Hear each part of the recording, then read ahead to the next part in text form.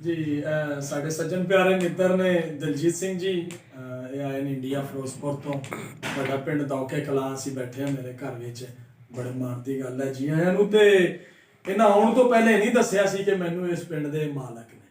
ਮੈਨੂੰ ਬੜੀ ਹੀ ਖੁਸ਼ੀ ਹੋਈ ਇਹਨਾਂ ਨੂੰ ਜਦੋਂ ਇਹਨਾਂ ਕੋਲੋਂ ਸੁਣਿਆ। ਔਰ ਇੱਥੋਂ ਦੇ ਜਿਹੜੇ ਲੋਕ ਨੇ ਜਿਵੇਂ ਕਿ ਡਾਕਟਰ ਅਸਵਰ ਜੱਟ ਔਰ ਦੂਸਰੇ ਸਾਡੇ ਜੱਟ ਉਹਨਾਂ ਦੇ ਇਹਨਾਂ ਦੇ ਵੱਡਿਆਂ ਦੇ ਨਾਲ ਰਿਲੇਸ਼ਨ ਸਨ ਜਿਹੜੇ ਉੱਥੋਂ ਪਤਾ ਲੱਗਿਆ ਕਿ ਇਹ ਇਸ ਪਿੰਡ ਦੇ ਮਾਲਕ ਨੇ। ਇਸ ਪਿੰਡ ਦਾ ਜਿਹੜਾ ਨੰਬਰਦਾਰ ਸੀ ਸਰਦਾਰ ਨਾਰਾਇਣ ਸਿੰਘ ਜੀ ਉਹਨਾਂ ਦੇ ਇਹ ਜਿਹੜੇ ਨੇ ਪੋਤਰੇ ਨੇ ਜੀ।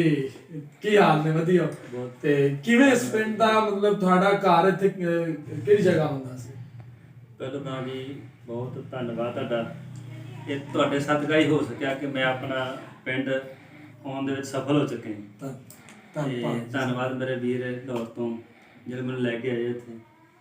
ਤੇ ਬਾਕੀ ਪਿੰਡ ਦੀ ਗੱਲ ਕਰੀਏ, ਇਹ ਮੇਰੇ ਵੀਰ ਜੀ ਨਾਲ ਆਏ, ਮੇਰੇ ਨਾਲ ਦੇ ਪਿੰਡ ਤੋਂ। ਉਹਨਾਂ ਦਾ ਪਿੰਡ ਸਹਾਰੀ ਹੈ। ਅਸੀਂ ਪਹਿਲਾਂ ਸਹਾਰੀ ਤੋਂ ਹੋ ਕੇ ਆਏ ਹਾਂ। ਸਹਾਰੀ ਵੀਰ ਸਾਡੇ ਕੋਲ ਕੁੜੀਆਂ ਕੋਲ ਸਾਰੇ ਪਿੰਡ। ਹਾਂਜੀ, ਬਜ਼ੁਰਗਾਂ ਕੋਲੋਂ ਗੱਲਾਂ ਸੁਣਦੇ ਹੁੰਦੇ ਸੀ। ਸਾਡਾ ਪਿੰਡ ਸੀ, ਬਾਪੂ ਨੰਬਰਦਾਰ ਸੀ ਇੱਥੇ ਪਿੰਡ ਦਾ। ਪਿੰਡ ਦਾ ਦੌਕੇ ਗੱਲਾਂ 300 ਕਿੱਲਾ ਪੈਲੀ ਸੀ ਸਾਡੇ ਉਸ ਟਾਈਮ ਤੇ। ਤੇ ਜਿਹੜੀ ਸਾਨੂੰ ਉਧਰ ਅਲਾਟ ਹੋ ਗਈ ਫਿਰੋਜ਼ਪੁਰ ਚ।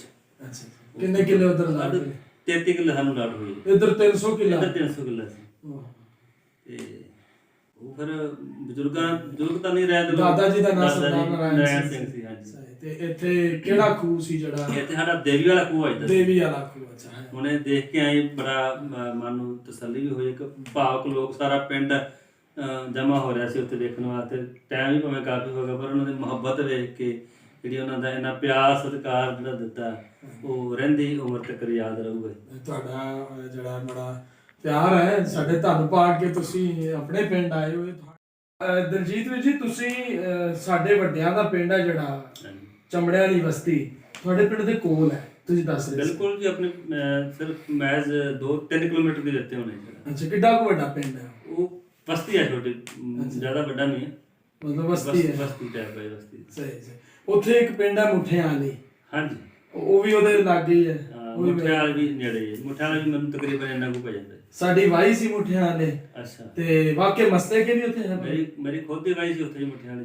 ਅੱਛਾ। ਜ਼ਮੀਨ ਉੱਥੇ ਵੀ ਸੀ। ਅੱਛਾ। ਸਹੀ। ਉਹ ਫਿਰ ਦਰਿਆ ਚ ਆ ਗਈ ਸੀ ਉੱਥੇ। ਦਰਿਆ ਸਤਲੁਜ ਹੈ। ਸਤਲੁਜ ਦੇ ਕੰਢੇ ਹੈ ਉਹ ਕਦੀ ਦਰਿਆ। ਹਾਂਜੀ।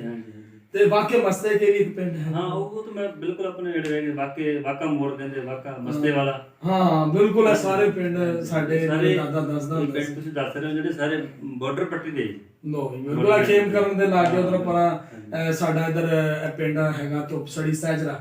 ਹਾਂਜੀ, ਸਹਿਜਰਾ ਸਾਡੇ ਵਾਲਾ ਪਾਰ ਵਾਰ। ਤਕਰੀਬਨ ਮੈਂ ਇੱਕ ਹੋਰ ਚੀਜ਼ ਦੇਖੀ ਹੈ ਕਿ ਇੱਧਰ ਦੇ ਪਿੰਡਾਂ ਦੇ ਨਾਮ ਉਹ ਸੇਮ ਹੀ ਆ। ਸੇਮ ਪਿੱਛੇ ਬੀਆ ਸਿੰਘ ਛੱਡ ਕੇ ਮਾਲ ਮਕਲਾ ਬਾਦੂ ਆਮਾ ਖਾਈ ਆ, ਉਧਰ ਹੈਗਾ, ਸਾਰੇ ਸੇਮ ਪਿੰਡਾਂ ਦੇ ਨਾਮ ਉਹੀ ਆ। ਬਿਲਕੁਲ ਬਹੁਤ ਸਾਰੇ ਨਾਮ ਜਿਹੜੇ ਨੇ ਜਿਵੇਂ ਕਿ ਦੋਨਾ। ਹਾਂਜੀ, ਦਰਿਆ ਦਾ ਇਲਾਕਾ ਦੋਨਾ। ਫਿਰ ਪੱਤਣ ਦਾ ਜਿਹੜਾ ਪੱਤਣ ਵਾਲਾ ਇਲਾਕਾ ਹੋ ਗਿਆ, ਦੋਨੇ ਦਾ ਇਲਾਕਾ ਹੋ ਗਿਆ ਮਸ਼ਹੂਰ। ਤੇ ਚਮੜਿਆਂ ਦੀ ਬਸਤੀ, ਮੇਰੇ ਦਾਦਾ ਜੀ, ਮੇਰੇ ਪੜਦਾਦਾ ਜੀ ਦਾ ਨਾਮ ਸੀ ਨਵਾਬ। ਉਹ ਉਧਰ ਹੀ ਫੌਤ ਹੋ ਗਏ ਸਨ, ਬਲਕਿ ਆਪਸ ਵਿੱਚ ਉਹਨਾਂ ਦਾ ਕੋਈ ਫਾਈਟ ਹੋਈ ਲੜਕੇ ਤੇ ਕਤਲ ਹੋ ਗਿਆ ਸਨ।